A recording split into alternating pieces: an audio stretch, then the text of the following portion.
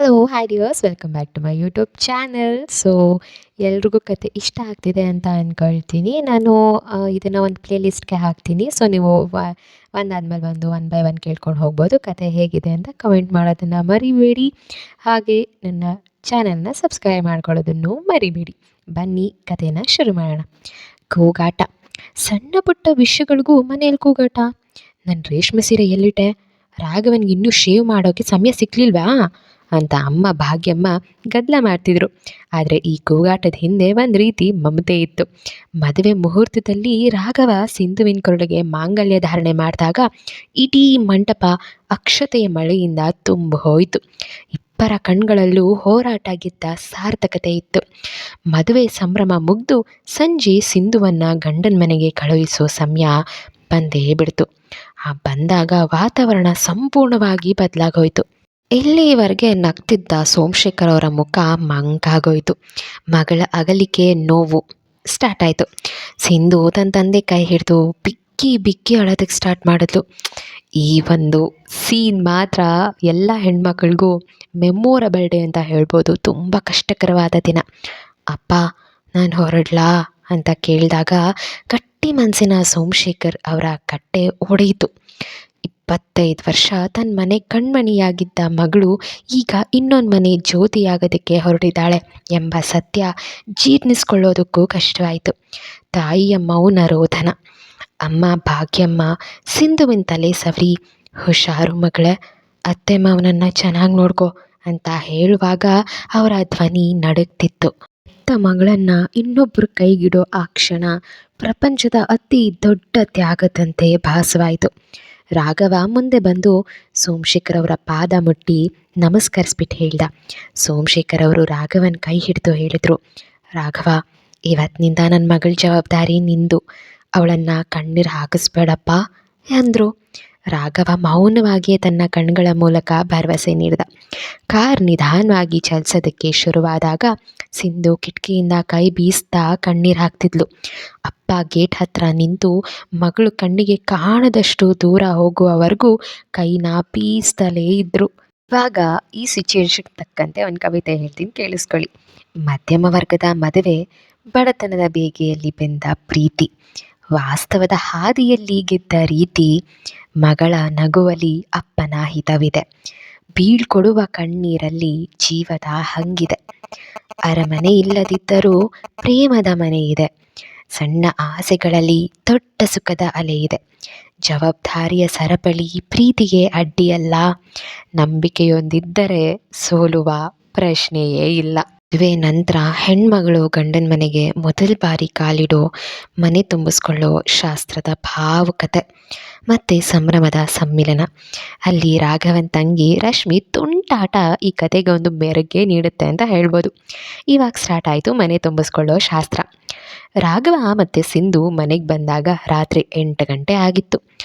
ಹಳೆ ಮನೆಯಾದರೂ ಅಮ್ಮ ಭಾಗ್ಯಮ್ಮ ಹೂವು ಮತ್ತು ರಂಗೋಲಿಯಿಂದ ಮನೆಯನ್ನು ಅರಮನೆಯಂತೆ ಶೃಂಗರಿಸಿದ್ರು. ಹೊಸ್ತಿಲ ಮೇಲೆ ಅಕ್ಕಿಯ ಸೇರನ್ನು ಇಡಲಾಗಿತ್ತು. ಆರತಿ ಬೆಳಗಿ ಮಹಾಲಕ್ಷ್ಮಿಯಂತೆ ನನ್ನ ಮನೆಗೆ ಬರ್ತಿದೆಯಾ ಮಗಳೇ, ಬಲ್ಗಾಲಿಟ್ಟು ಒಳಗೆ ಬಾ ಅಂದರು. ಸಿಂಧು ನಡುಗುವ ಕೈಗಳಿಂದ ಅಕ್ಕಿ ಸೇರನ್ನು ಉರುಳಿಸಿ ತುಂಬಿದ ಮನೆಯೊಳಗಡೆ ಕಾಲಿಟ್ಲು. ಆ ಕ್ಷಣದಲ್ಲಿ ರಾಘವನಿಗೆ ತನ್ನ ಮನೆ ಸಂಪೂರ್ಣವಾದಂತೆ ಭಾಸವಾಯಿತು. ಇಷ್ಟು ದಿನ ಕೇವಲ ಜವಾಬ್ದಾರಿಯಾಗಿದ್ದ ಆ 4 ಗೋಡೆಗಳು ಈಗ ಪ್ರೀತಿಯ ಗೂಡಾಗಿದ್ವು. ಶಾಸ್ತ್ರಗಳು ಮುಗೀತಿದ್ದಂತೆ ರಾಘವನ್ ತಂಗಿ ಇದ್ದಾಳಲ್ಲ ರಶ್ಮಿ, ಅವಳ ಅಸಲಿ ರೂಪ ತೋರ್ಸೋದಕ್ಕೆ ಶುರು ಮಾಡಿದ್ಲು ನೋಡಿ. ಮಧ್ಯಮ ವರ್ಗದ ಮದುವೆಗಳಲ್ಲಿ ನಾದ್ನಿಯರ ಚೇಷ್ಟೆ ದೊಡ್ಡ ಮನೋರಂಜನೆ. ಅಣ್ಣ, ಅದಕ್ಕೆ ಮನೆಯೊಳಗೆ ಬರಬೇಕಾದ್ರೆ ನೀನು ಅವ್ರ ಹೆಸರನ್ನು ಪಾಸ್ಪತ್ವಾಗಿ ಹೇಳಬೇಕು, ಎಲ್ಲೇರ ನಾನು ದಾರಿ ಬಿಡಲ್ಲಪ್ಪ ಅಂತ ರಶ್ಮಿ ಬಾಗಿಲಿಗೆ ಅಡ್ಲಾಗಿ ನಿಂತುಬಿಟ್ಲು. ರಾಘವ ನಾಚಿಕೆಯಿಂದ, ಅದನ್ನೆಲ್ಲ ಆಮೇಲೆ ಹೇಳ್ತೀನಿ ಬಿಡು ರಶ್ಮಿ ಅಂದರು. ಅವಳು ಬಿಡಲಿಲ್ಲ. ಕೊನೆಗೆ ರಾಘವ, ಬೆಳ್ಳಿ ತಟ್ಟೆಯಲ್ಲಿ ಇಟ್ಟೆ ಮಲ್ಲಿಗೆ ಹೂವು, ನನ್ನ ಸಿಂಧು ಮುಖದಲ್ಲಿ ಎಂದಿಗೂ ಇರಲಿ ನಗುವು ಅಂತ ಹೇಳಿದಾಗ ಮನೆಯವರೆಲ್ಲ ನಕ್ಬಿಟ್ರು. ಹಾಲಿನ ಬಟ್ಟಲಿನಲ್ಲಿ ಉಂಗುರ ಹುಡ್ಕೋ ಆಟ ಶುರುವಾಗೋಯ್ತು. ನೋಡಿ ಅದಕ್ಕೆ, ಇಲ್ಲಿ ನೀವೇ ಗೆಲ್ಲಬೇಕು, ಅಣ್ಣ ಗೆದ್ದರೆ ಆಮೇಲೆ ನಿಮ್ಮನ್ನು ಆಳ್ತಾನೆ ಅಷ್ಟೆ ಅಂತ ರಶ್ಮಿ ಸಿಂಧುವಿಗೆ ಪ್ರೋತ್ಸಾಹ ನೀಡ್ತಿದ್ಲು. ರಾಘವ ಬೇಕೆಂದೇ ಉಂಗುರನ ಸಿಂಧುವಿನ ಕೈಗೆ ಸಿಗುವಂತೆ ಮಾಡಿದಾಗ ರಶ್ಮಿ ಅಯ್ಯೋ ಅಣ್ಣ, ಮದುವೆ ಆದ ಮೊದಲ ದಿನಾನೇ ಅದಕ್ಕೆ ಶರಣಾಗ್ಬಿಟ್ಯಾ ಅಂತ ಕಾಲೆಳೆದ್ಲು. ಎಲ್ಲ ಶಾಸ್ತ್ರ ಮುಗಿದು ರಾಘವ ತನ್ನ ರೂಮ್ಗೆ ಹೋಗುವಾಗ ರಶ್ಮಿ ಬಾಗ್ಲಲ್ಲಿ ನಿಂತು, ಅಣ್ಣ ಮರ್ತ್ಬಿಟ್ಯಾ, ಹಾಲಿನ ಗ್ಲಾಸ್ ತರಬೇಕಾದ್ರೆ ನನಗೆ ನೆಗ್ಲೆಕ್ಷನ್ ಚಾರ್ಜ್ ಕೊಡಬೇಕು ಅಂತ ಹಣಕ್ಕಾಗಿ ಹಠ ಮಾಡಿದ್ಲು. ರಾಘವ ತನ್ನ ಪರ್ಸ್ನಲ್ಲಿದ್ದ ಕೊನೆ ₹500 ನೋಟನ್ನು ಕೊಟ್ಟಾಗ, ಅದಕ್ಕೆ ಬಂದಮೇಲೆ ಅಣ್ಣ ಇಷ್ಟು ಜಿಪುಣಾದ್ನ ಅಂತ ನಗ್ತಾ ಓಡೋದ್ಲು. ರೂಮ್ನೊಳಗಡೆ ಹೋಗೋ ಮುನ್ನ ರಶ್ಮಿ ಮೆಲ್ಲಗೆ ರಾಘವನ ಹತ್ರ ಬಂದು, ಅಣ್ಣ ನೀನಿವತ್ತು ತುಂಬ ಖುಷಿಯಾಗಿದೆಯಾ, ನಿನ್ನ ಈ ನಗು ಹೀಗೆ ಇರಲಿ, ಅದಕ್ಕೆ ಚೆನ್ನಾಗಿ ನೋಡ್ಕೋ ಅಂತ ಅಣ್ಣನನ್ನು ಅಪ್ಪಿಕೊಂಡ್ಳು.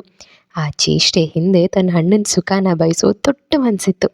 ರಾಘವ ಮತ್ತು ಸಿಂಧು ಆ ಪುಟ್ಟ ಕೋಣೆಯಲ್ಲಿ ಕೂತಾಗ ಹೊರಗೆ ಕೇಳಿಸ್ತಿದ್ದ ಹಿರಿಯರ ಹರಟೆ ಮತ್ತು ರಶ್ಮಿ ನಗು ಅವ್ರಿಗೆ ನೆಮ್ಮದಿ ನೀಡಿತು.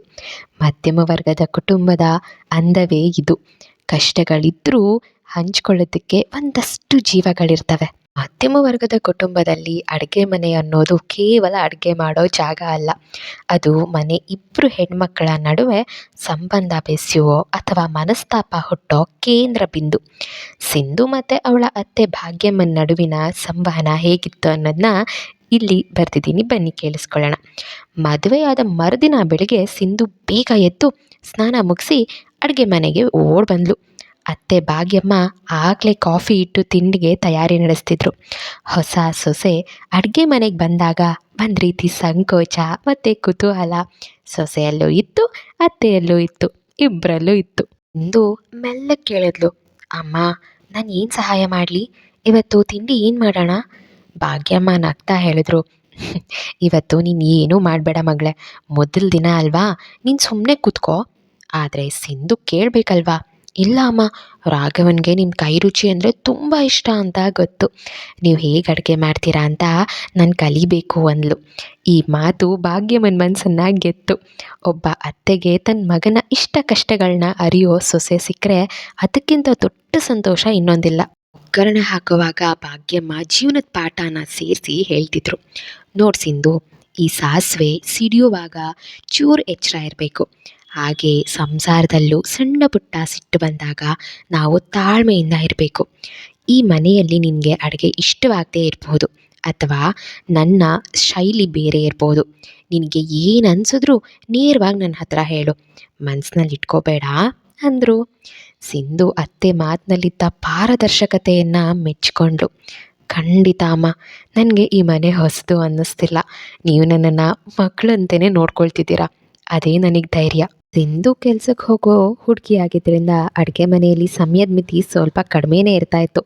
ಭಾಗ್ಯಮ್ಮ ಅದನ್ನು ಅರ್ಥ ಮಾಡ್ಕೊಂಡಿದ್ರು.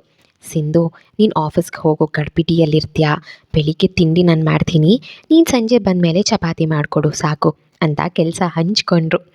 ಮಧ್ಯಮ ವರ್ಗದ ಮನೆಯಲ್ಲಿ ಈ ರೀತಿ ಕೋಪರೇಷನ್ ಇದ್ದರೆ ಮಾತ್ರ ಅಲ್ಲಿ ಶಾಂತಿ ಇರೋದಕ್ಕೆ ಸಾಧ್ಯ. ನೀವೇನಂತೀರಾ? ಒಂದಿನ ಸಿಂಧು ತಾನು ಕಲಿತ ಹೊಸ ಶೈಲಿಯ ಪಲಾವ್ ಮಾಡಿದ್ಲು. ಭಾಗ್ಯಮ್ಮ ಅದನ್ನು ಸವಿದು, ತುಂಬ ಚೆನ್ನಾಗಿದೆ ಮಗಳೇ, ನಾನು ಹಳೆ ಕಾಲದವಳು, ನನಗೂ ಹೊಸ ರುಚಿ ಕಲಿಸ್ಕೊಡು ಅಂದಾಗ ಸಿಂಧುಗೆ ಅತ್ತೆ ಮೇಲಿದ್ದ ಗೌರವ ಇನ್ನೂ ಹೆಚ್ಚಾಯಿತು. ರಾಘವನ್ಗೆ ಸಿಟ್ಟು ಬಂದಾಗ ಹೇಗೆ ಸಮಾಧಾನ ಮಾಡಬೇಕು, ಅಪ್ಪನಿಗೆ ಇಷ್ಟವಾದ ಅಡುಗೆ ಯಾವುದು ಎಂಬ ಮನೆ ರಹಸ್ಯಗಳನ್ನ ಭಾಗ್ಯಮ್ಮ ಅಡುಗೆ ಮನೆಯಲ್ಲೇ ಸಿಂಧುಗೆ ದಾಟಿಸಿದ್ರು. ಅಡುಗೆ ಮನೆ ಇವರಿಬ್ಬರ ನಡುವೆ ಒಂದು ಸೇತುವೆ ಆಯಿತು. ಅಲ್ಲಿ ಕೇವಲ ಉಪ್ಪು ಖಾರದ ಚರ್ಚೆ ನಡೆಯಲಿಲ್ಲ, ಬದಲಿಗೆ ಅತ್ತೆ ಸೊಸೆ ನಡುವೆ ಮಧುರವಾದ ಸ್ನೇಹನೂ ಉಟ್ಕೊಳ್ತು. ಮದುವೆ ನಂತರ ಒಂದು ವಾರ ಕಳೆದಿತ್ತು. ಸಿಂಧು ಆ ಮನೆಗೆ ಸಂಪೂರ್ಣವಾಗಿ ಒಪ್ಕೊಂಡಿದ್ರು. ತನ್ನ ತಂದೆ ತಾಯಿಯ ನೆನಪು ಅವಳನ್ನು ಆಗಾಗ ಕಾಡ್ತಿತ್ತು. ಇದನ್ನು ಗಮನಿಸಿದ ರಾಘವನ್ ತಂದೆ ಶಂಕರಪ್ಪನವರು ಒಂದು ಸಂಜೆ ಸಿಂಧು ಒಬ್ಬಳೇ ಕೂತಿದ್ದಾಗ ಅವಳ ಹತ್ರ ಬಂದು ಅತ್ಯಂತ ಭಾವುಕವಾಗಿ ಮಾತನಾಡ್ತಾರೆ. ಆ ಮಾತುಗಳು ಅಪ್ಪ ಮತ್ತು ಮಗಳ ನಡುವಿನ ಬಾಂಧವ್ಯವನ್ನು ನೆನಪಿಸುವಂತಿತ್ತು. ಶಂಕರಪ್ಪನವರು ಸಿಂಧುವಿನ ಪಕ್ಕದಲ್ಲಿ ಬಂದು ಕೂತರು. ಸಿಂಧು ತಕ್ಷಣ ಎದ್ದು ನಿಲ್ಲೋದಕ್ಕೆ ಹೋದಾಗ, ಕುತ್ಕೋ ಮಗಳೇ, ಪರವಾಗಿಲ್ಲ ಅಂತ ಸಮಾಧಾನ ಪಡಿಸಿದ್ರು. ಸಿಂಧು, ಆ ಮನೆಗೆ ನೀನು ಬಂದ ಮೇಲೆ ಮನೆ ಕಳೆ ಬದಲಾಗಿದೆ, ಆದರೆ ನಿನ್ನ ಮುಖದಲ್ಲಿ ಯಾವುದೋ ಒಂದು ಸಣ್ಣ ಬೇಸರ ಕಾಣ್ತಿದೆ, ನಿನ್ನ ತಂದೆ ತಾಯಿ ನೆನಪಾಗ್ತಿದ್ದಾರಾ ಅಂತ ಕೇಳಿದ್ರು. ಸಿಂಧುವಿನ ಕಣ್ಗಳು ತೇವವಾದವು. ಅವಳು ಮೌನವಾಗಿ ತಲೆ ತಗ್ಸಿದ್ಲು. ಇದಕ್ಕೆ ನಮ್ಮ ಶಂಕರಪ್ಪನವರ ಉತ್ತರ ಏನಾಗಿರುತ್ತೆ, ಇವರಿಬ್ಬರ ಬಾಂಧವ್ಯ ಹೇಗಿರುತ್ತೆ ಅನ್ನೋದನ್ನು ನಾನು ನಿಮಗೆ ನೆಕ್ಸ್ಟ್ ಎಪಿಸೋಡಲ್ಲಿ ತಿಳಿಸ್ತೀನಿ.